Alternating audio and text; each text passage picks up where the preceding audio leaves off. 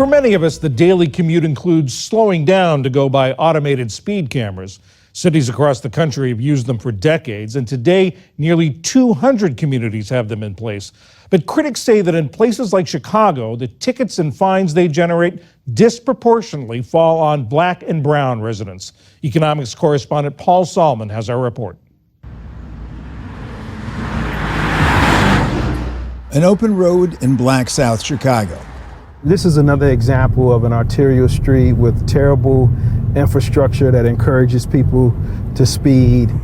And at the same time has cameras that send out tickets automatically, points out Obayi Reed, Chicago traffic reform activist. The infrastructure is horrible in our neighborhoods. Potholes, multi-lane streets, highways, entrance and exit ramps, arterial streets like Stony Island, Ashland. And speaking of Ashland, the speeds on this avenue, says garage owner Shay Sumter, are sometimes at least 60 to 70 miles an hour. Really? It's like a highway. Truth be told, if I weren't here for a story on speeding fines, I'd probably be cruising at around 40 myself. Good thing I wasn't.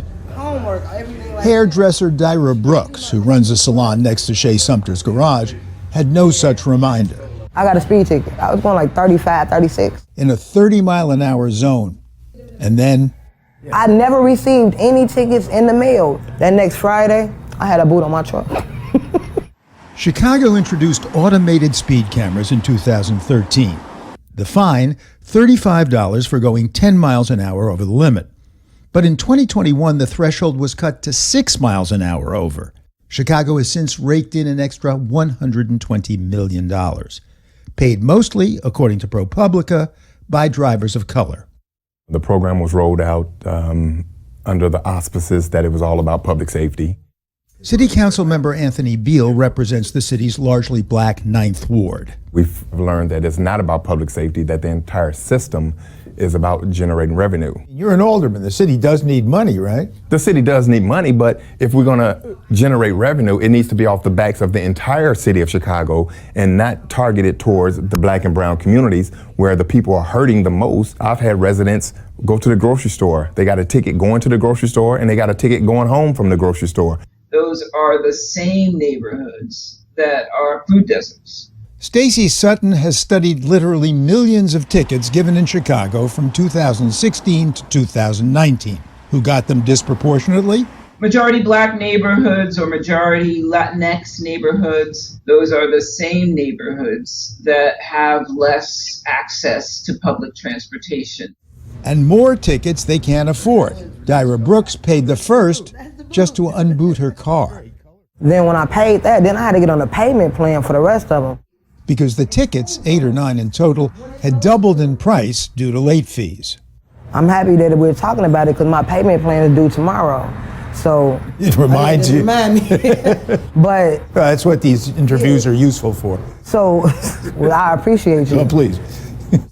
There was a case of a firefighter in Chicago, a Black man who lived on the South Side. He purchased a car for his son that was sitting on a lot. That car sitting on a lot accumulated tickets. 17 of them, with late fees, $30,000. He can file for bankruptcy or lose his job. That's when I learned that Chicago has the highest rate of personal bankruptcy cases related to fines and fees. In the country. In the country. Flat fines and fees of this sort have become a notorious way for cities to make money, as in Ferguson, Missouri, which helped trigger the uprising of 2015. The Justice Department concluded that, quote, Ferguson's strategy of revenue generation through policing has fostered practices that are themselves unconstitutional. These practices disproportionately harm African Americans. Ferguson is the big case, but there's so many cases. There is, however, it turns out, an alternative. In the U.S., you pay maybe $200 for a fine. In Finland, you pay maybe 1%.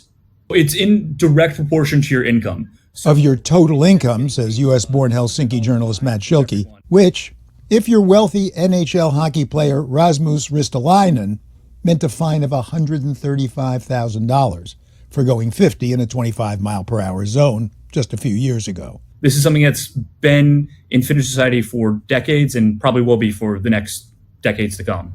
Good old egalitarian Finland, whose policy Chicago Alderman Daniel Espada admires.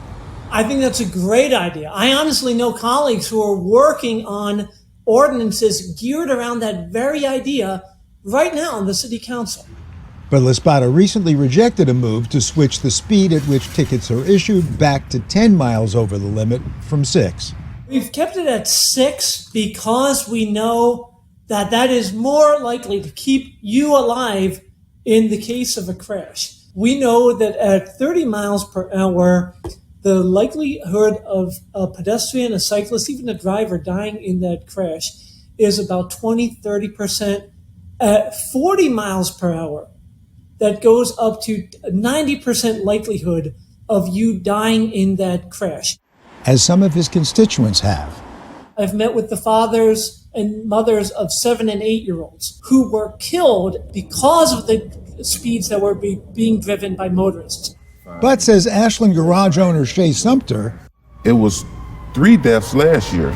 3 deaths on Yeah, right on Ashland. Don't the speed cameras discourage that kind of speeding? No, it needs to be a physical person instead of a camera. So what about physical patrol cars? Police-related ticketing can lead to horrendous outcomes, and we've seen that for Black and Latinx communities especially, but especially for Black communities. The real goal, says activist Obayi Reed, to make Chicago's most speed-inviting streets less so. More bus lanes, pedestrian islands, crosswalks. Because as things stand, We're putting the financial burden on communities that's already poor instead of the city investing in engineering to solve the problem of traffic violence here. Alderman Lespada's response? We're working on it, with millions of dollars set aside in the city budget, including, he predicts, upgrading Ashland Avenue. I've been a journalist for a very long time.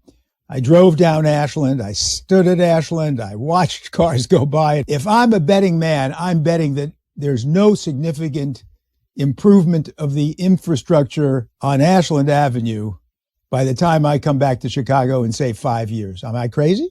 I would love to take you up on that bet. I don't think you win that bet, Paul. For PBS News Weekend, Paul Solman in Chicago, hoping, not for the first time, that mine will be a losing bet.